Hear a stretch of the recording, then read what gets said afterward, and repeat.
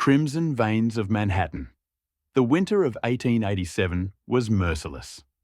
A crust of frozen slush covered the cobblestones of lower Manhattan, and the Hudson breathed a cold mist that turned every lantern into a ghostly halo. In the labyrinth of narrow alleys and creaking tenements, whispers of murder travelled faster than the wind. They called him the throat collector, the one who left his victims white as marble, their necks shredded, their blood gone as if swallowed by the night itself. Detective Ezekiel Graves had seen death before. The lynchings down south, the gutter corpses in 5 Points. But this was different. The bodies looked drained, almost reverent, as though the killer worshipped what he destroyed. He lit a cigar, the tip flaring red against the darkness, and looked down at the latest victim. A dock worker, throat torn open, eyes wide in shock. "Same pattern," his partner muttered. "Like the others." "You think it's an animal?" Graves didn't answer. The wound was too deliberate, too human. He lifted the man's stiff hand. The fingernails were broken, as if he'd clawed at something. Beneath one nail was a sliver of pale flesh, smooth and cold. The stranger on Bleecker Street. That same night, another man walked those same streets, though man was not the right word. He wore a dark wool coat, the collar high enough to shadow his face. His skin was alabaster pale, and his eyes shimmered faintly crimson beneath the gaslights. To the casual eye, he was just another foreigner, perhaps a European scholar or an actor fallen on hard times. His name, at least the one he used now, was Lucien Vale. He had lived through centuries, through wars, plagues, and the slow decay of empires. But in this city of steel and steam, he felt something he hadn't felt in decades: hunger. New York was a feast. The poor starved while the rich drowned in excess. Blood here was like wine, spiced with ambition, despair, and sin. Lucien did not kill recklessly. He chose his victims, murderers, rapists, those who would not be missed. It was his way of keeping balance, his mockery of morality. But lately, someone else hunted his territory, and that someone had no restraint. 2. Blood in the fog. The next morning, Detective Graves stood at the corner of Bleecker Street, watching the city wake. Steam hissed from the grates, mixing with the grey dawn. He had grown used to the stares.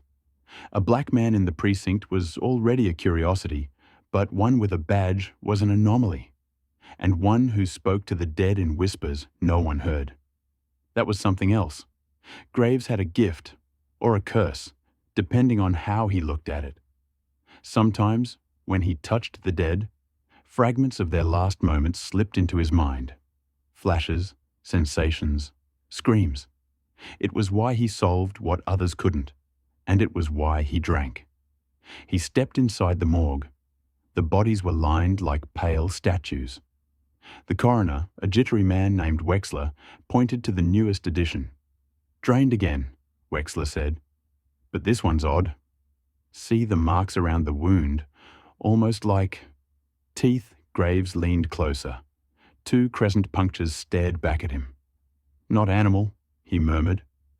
"Something that pretends to be." That's when he noticed the smell. Faint, metallic, sweet. It stirred something old, buried deep within his memory. Something his grandmother used to whisper about back in New Orleans. "Les morts qui marchent," she'd said. "The dead who walk." He clenched his jaw. "You ever seen a killer drink blood before, Doc?" Wexler blanched. "That's blasphemy, Detective." "Yeah," Graves said, lighting another cigar. "So's murder. The meeting night again. Snow falling like ash." Graves followed a trail of disappearances to a tavern on the corner of Bleecker and Charles. Inside, the air was thick with smoke and rum. Piano notes stumbled through the chatter. That's when he saw him, Lucien Vale, sitting alone, untouched by the noise. There was something about him, his stillness, the way the light refused to cling to his face. Graves approached. "Detective Graves, NYPD." Lucien's lips curved slightly. You are far from the precinct, Detective. His voice was smooth, with a faint European lilt. I'm looking for someone. Thought maybe you'd seen something. A killer who drains his victims.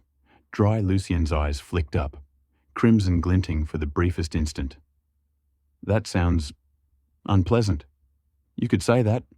Graves slid into the seat across from him. But I think it's more than unpleasant. I think it's something unnatural. Lucien chuckled softly. Unnatural is a matter of perspective. To the rat, the cat is unnatural. Graves leaned forward. You talk like a man who's seen too much. And you, Lucien replied, talk like a man who doesn't know what hunts him. For a long moment, they studied each other, the detective and the vampire, predator and prey, uncertain which was which. Then, Lucien stood. Careful where you look, Detective. Some truths draw blood. He vanished into the snow before Graves could follow. 4. The church and the corpse. 2 nights later, another body surfaced, this time inside a burned-out church near the docks. The scene was grotesque. The victim, a young prostitute, was pinned to the altar with iron nails through her wrists. Around her, someone had painted a circle of Latin scripture, written in blood. Graves' heart clenched. This wasn't just murder. It was ritual. On the wall, a message scrawled in crimson. He feeds. I cleansed Lucien appeared behind him, silent as smoke. I told you not to follow the blood, he murmured. Graves spun, drawing his revolver. You knew this would happen. I felt it, Lucien said. He's one of mine. A child I should have buried centuries ago. Graves didn't lower his gun. Explain. Lucien stepped closer, his eyes now burning red. There are others like me, Detective. Some lose themselves, forget the covenant. They take without purpose, revel in the slaughter. This one calls himself Gabriel. He thinks he's cleansing the world by spilling its blood. So, a holy monster, Graves said bitterly. Lucien's expression darkened. There is nothing holy about what he's become. Outside, thunder rolled over the harbour. The hunt had begun.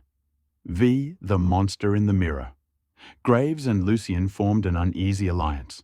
The detective knew he was consorting with a killer, but if Lucien's words were true, Gabriel would not stop until the city itself was bled dry. For nights they scoured the underbelly of Manhattan. Opium dens, slaughterhouses, forgotten tunnels beneath the Bowery. Everywhere they went, the scent of death lingered. In one such tunnel, Graves found a mirror, cracked and blackened by soot. Something flickered behind him. Not a reflection, but a presence. Gabriel emerged from the dark, tall, skeletal, his skin the color of frost, his mouth split in a grin, teeth slick with red. Brother, Gabriel hissed, eyes gleaming. You still play pet to the living? Lucien stepped forward. You've broken the law. Gabriel laughed. Law? We are gods of hunger. You taught me to taste sin, Lucien. I merely learned to savor it. He moved faster than sight. Graves fired. The bullet tore through Gabriel's shoulder, but the creature barely flinched. He backhanded Graves into the wall, bones cracking. Lucien tackled him, fangs flashing. The 2 vampires crashed through the tunnel like shadows made flesh. Blood spattered the stones. Lucien's hand found a rusted iron rod, the old kind blessed by priests who built the tunnels. With a roar, he drove it into Gabriel's heart. Gabriel screamed, a sound that shattered glass and sanity, then crumbled into ash. Lucien stood over the remains, trembling. He was my son, he whispered. 6. The price of Mercy Graves awoke in the hospital 3 days later, ribs bound tight, head pounding. Lucien sat by the window, the dawn barely brushing his coat. You should be dead, Graves muttered. So should you, Lucien replied. And yet, here we are. Graves struggled to sit up. So that's it? The killer's gone? Case closed? Lucien's eyes were far away. No, he was only one. There will always be others. Hunger doesn't die, Detective.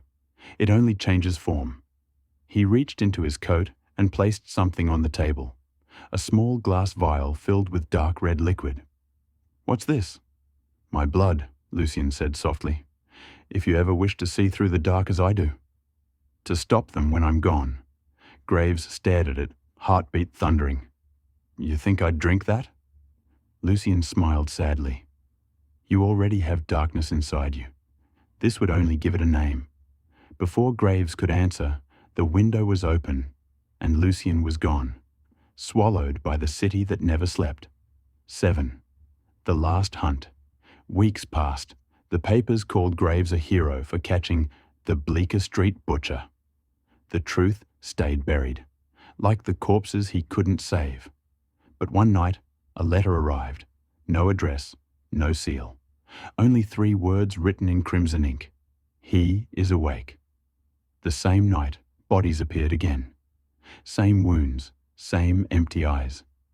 Graves stood over the latest one, the smell of copper thick in the air. He opened his coat pocket. The vial of Lucian's blood still glimmered there. He hesitated. Then, slowly, he unsealed it. The liquid burned down his throat like fire and ice. The world shifted. Colours deepened, sounds sharpened, and in the reflection of the puddle beside him, his eyes glowed faintly red. In the distance, a scream tore through the graves, holstered his revolver, the city's crimson veins pulsing around him like a living thing. "The hunt continues," he whispered. 8. Epilogue. They say New York never sleeps. But sometimes, in the quiet hours before dawn, the city dreams. Dreams of monsters and men who share the same hunger. In the alleys, under the bridges, where the light never reaches, a shadow moves. Not entirely man, not entirely beast. Detective Ezekiel Graves. Vampire. Hunter. Curse. And somewhere in the endless dark, a familiar voice whispers, "Careful where you look, detective. Some truths still draw blood, the end."